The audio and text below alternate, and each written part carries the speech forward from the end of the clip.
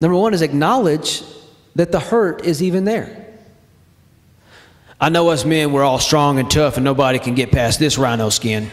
But how many men take their own life, put a gun to their head, and pull the trigger because they could not acknowledge at some point that they had struggles, that they had depression, they didn't want to burden anybody, they didn't want to tell anybody. Acknowledge the hurt. We have to be honest about what has happened, okay? If you ever go through any kind of program for substance abuse, number one thing is you got to admit you got a problem. If you go into counseling, if you'll never admit that you have a problem, you ain't going to go anywhere in the counseling. If you never say, maybe I have an issue, maybe I'm not forgiving, maybe I have become bitter, sometimes you'll see the top of that and the fruit is bitterness, but the root is actually unforgiveness. Acknowledge you've been hurt. Be honest about what happened. Be honest about how it's affecting you.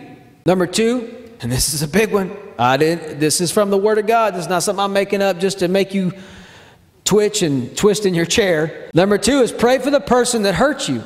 It's hard to still hate somebody when I'm supposed to pray for them. Come on. It's hard to keep my heart hardened when I am bringing their name before God. It's hard to hate when I come before them with humility.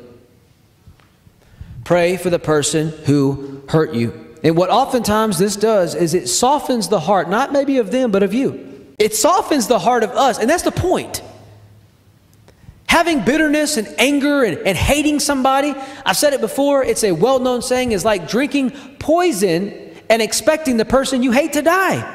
It makes just as much sense to let it ruin your world, to let the roots stay in the garden of your heart and not address it, as drinking poison and expecting them to die. You have to pray for the person who hurts you. The Bible even goes even further, is to bless your enemies.